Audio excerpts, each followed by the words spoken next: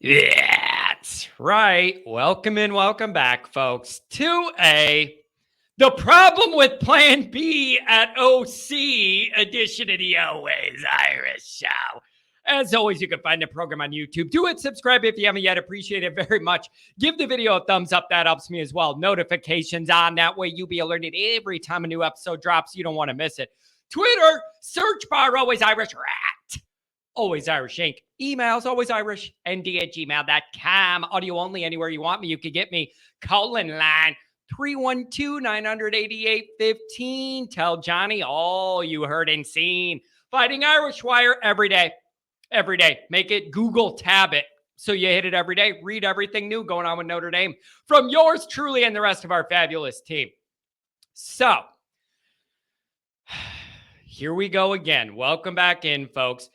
Truly a turbulent and troubling time for Notre Dame land. There's no other way to put it, especially on social media. It's wild. The social media stuff is taking a life of its own, not surprising in any way, but it's wild out there. And I'm talking varied opinions from one extreme to the other, reasonable positions in the middle ground. There's a lot going on and a lot of takes. A lot of people have a lot of Notre Dame thoughts this week. So the news comes out that Notre Dame tight end coach Gerard Parker interviewed for the job and it went well. And that's kind of where we're at right now as we sit here today, as I'm recording this Wednesday, middle of the day Wednesday. I don't know. Breaking news could come. So I got to timestamp this. So what do we make of this pivot? It came out on Twitter. He officially interviewed. It went well, whatever. What do we make of this pivot given kind of the nightmare dynamic we're in right now? Here's some of the problems I see for option B at OC for ND. Number one, Notre Dame's already totally and completely lost the perceptual battle. You cannot in any way, if they end up, I don't know who they're going to hire, if it's Parker. There's no way you could get up on a podium, Marcus or whatever, and sell this as Notre Dame's top choice. Maybe not even second choice if you're looking at the Klein rumors and then Ludwig. All right. Right now, this is a bad dynamic. Right from the start, going down this path, it's going to be a rough perceptual dynamic. You've already lost that battle. It's bad for morale. It's not great for recruiting. When everybody in America knows this is not the guy you first wanted and you cheaped out on the guy your head coach wanted, that's a lot to overcome perceptually in the big picture. For Notre Dame fans to feel comfortable about the new staff, maybe recruits, I don't know. But it's a bad place to start. All right? Number two, if Parker gets the job, it is a terrific opportunity for him. It is a great opportunity for him with a awful, god-awful start that is not his fault at all. Like, practically, this could end up working out great. And it ends up, the offense takes off. Parker's an up-and-coming, whatever, offensive genius. I don't know. Like, it could practically work out long-term. But if he gets this job right now in the midst of this dynamic, it's a very, very rough start from everybody else looking in. You know how this is going to go if they hire an internal guy like Parker. Nobody in the fan base is going to be excited. Nobody views him as better than Tommy or Ludwig. It could go great on the field, but this is just an awful way to get that all started with so much negativity from every angle. And that's all because Notre Dame messed this up. And that's very, very frustrating. And the big loser in all this would be Parker, because he would be getting this promotion this big, important job. And normally a Notre Dame fan base that wants to support our guys and whoever the coaches are, we want them to do well or whatever. You're starting in a bad spot because everybody's going to know this wasn't even the top one or two choices. There's going to be negativity attached to this before the guy calls one play. I think that's the best way to put it. This will be met with negativity from every corner of the internet because Notre Dame messed this up. Not only messed it up, but messed it up so publicly. That's just unfortunate. There are ways. Football teams do this all the time. There are ways to hire your third pick, not even for offense coordinator. There are ways you could hire your third pick for the head coach and get up there at the podium and say, this is our number one guy. NFL teams do it all the time where they have a list and it ends up being the fourth or fifth guy and they're able to weasel it and somehow say this was the guy we wanted the whole time. That Notre Dame cannot go there because they've been publicly exposed already on the Ludwig misstep. So even the PR go-to that teams use in this dynamic, Notre Dame can't go there. That PR angle is not available to Notre Dame because they have so badly exposed themselves publicly already with this first misstep. Awful, awful start to what would be a great opportunity if it ends up being Parker. Awful start. The way it looks, the optics of it could not be worse. It just comes off. It's going to come off. You messed this up. Couldn't get the guys you want. Nobody wants to go to Notre Dame. And you caved and you went internal. Nobody good likes this job. And what are we doing here? That is going to be the main tone of this. And it's really unfortunate for Parker because it'd be a great opportunity for him, but there's going to be so much negativity stuck to it from the jump. And that's all Notre Dame's fault, right? Like there are ways teams all the time hire their third pick for something and can get up there and tell you it was number one. Notre Dame cannot go there because they messed up. Big mistake. So the third issue is, again, getting more specific, the perception.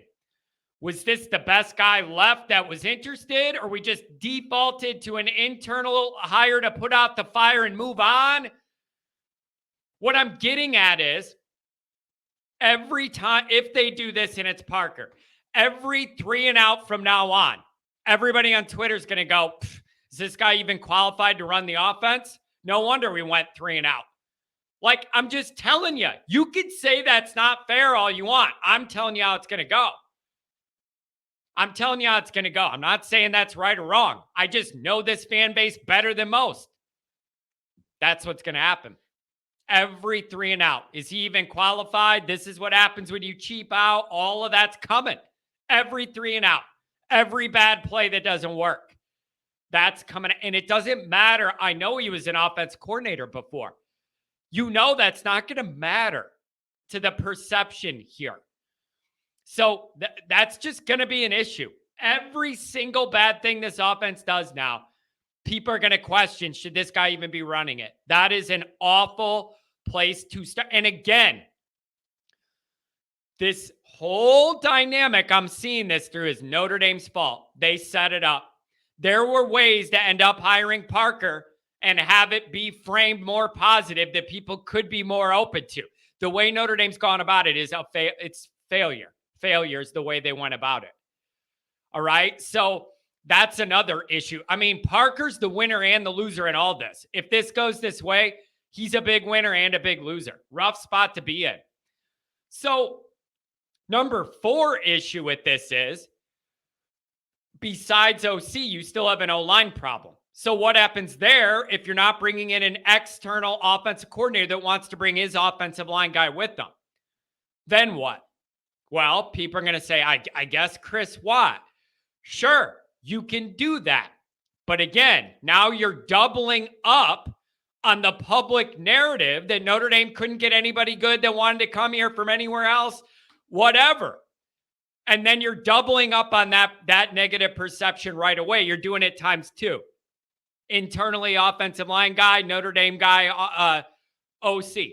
So now you're doubling up on that perceptual negativity. You couldn't get anybody good from the outside, and all you could do is hire from within. And that raises a whole bunch of questions. Notre Dame did this to themselves. It's very unfortunate. Number 5 issue with this. No, let's say they go with Parker. No matter how it ends up going on the field, Notre Dame has already been exposed, and this is not going to go away. It's a bigger deal than people think because it's a piece of proof and evidence that Notre Dame is not fully modernizing the way we'd hoped they would when Marcus took over, and that is depressing and horrible news. Horrible, horrible news for Notre Dame fans. This dynamic, how this all went down, no matter how it plays out the next few weeks or even next year on the field, this will be in all Notre Dame fans' minds for the rest of the time Freeman's at Notre Dame, which may actually be not as long as I thought it was going to be. Because if you're not going to help Marcus out, I wouldn't blame him for looking to go somewhere where they are. Like, I'm not going to work my ass to the bone, run myself ragged with recruiting, with all your extra regulations and grades and test scores and morals and all, jump through all these flaming hoops Marcus is willing to do. And you can't even hire the guy, an offense coordinator from Utah. Like, Notre Dame's exposed themselves. Like, that's probably the biggest deal out of all this. It isn't even, I think this bullet point is a bigger deal than actual practically what happens next year with whoever they hire. Because this is a bigger picture thing. Staff members come and go, move in and move out. The way the administration's working with the head coach is a longer-term dynamic and a longer-term problem. I just, it's an awful, awful look. Awful look. And it's some evidence that they're not willing to get as modern as we hope they would under the new dynamic. And that is just brutal news. That is the worst news somebody like me could hear. Is that we're being stonewalled at this level to try and get great. And what's the reason? That's the other thing. What is the reason? It just makes no sense. I saw on Twitter today, $83 million a year is the profit from the Notre Dame football program on average, 4th in America in that number. And you couldn't come up with a 3 spot to get your new young coach help? Awful look. Embarrassing look. Cheapens that Golden Dome. It looks like plastic to me today. Just, this is awful. The taste this is leaving in people's mouth is so cheap and nickel and dimey and all talk and no action. It's everything people hate is how this comes off. Awful. And so that's number 5 is Notre Dame's been exposed. They're not willing to do what it takes. And that was the biggest thing you hoped would change when Freeman got here, and it obviously hasn't. Awful look. Number 6, I'm just very, very disappointed. Notre Dame is usually very good at PR, almost too good to the point where you can see through their statements and all the politically correct BS and everything else they do over there. Where was that tact here?